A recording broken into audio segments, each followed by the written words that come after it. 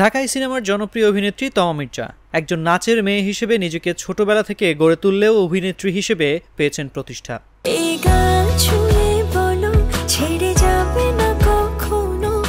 এরই মধ্যে বেশ কিছু সিনেমায় তিনি নিজের প্রতিভার স্বাক্ষর রেখেছেন, পেয়েছেন জাতীয় চলচ্চিত্র পুরস্কারও।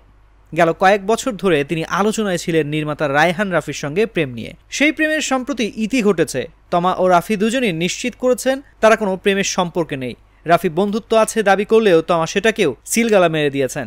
সেই সঙ্গে রাফির পরিচালনায় কোনো কাজ না করার ইঙ্গিতও দিয়েছেন সম্প্রতি এক সাক্ষাৎকারে।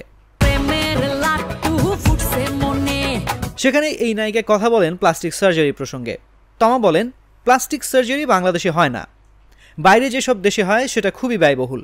একটা সার্জারিতে 40 থেকে 50 লাখ টাকা খরচ হয়, তারপর সেটা মেইনটেইন করতে হয় বছরের পর বছর। আমাদের দেশে তারকাদের নামের সাথে মন গড়া ট্যাগ লাগিয়ে দেয় অনেকে যে সুগার মামি সুগার ড্যাডি আছে, অনেক টাকা পায় তারকারা, যা ইচ্ছা তাই করতে পারে। কিন্তু যারা জানেন না কেবল তারাই এইসব গুজব ছড়ায়। আসলে সুগার ড্যাডি থাকলেও প্লাস্টিক সার্জারি করা সম্ভব হয় না, এটা অনেক বেশি ব্যয়বহুল। সেই সঙ্গে এর মেইনটেইন করাটাও খুবই ঝামেলার।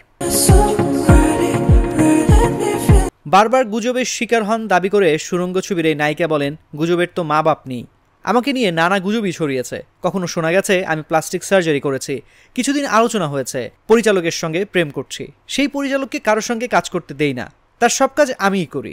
আবার কখনো রাজনৈতিক নেতাদের সঙ্গে জড়িয়ে বিভিন্ন গুজব ছড়িয়েছে, এসবই গুজব।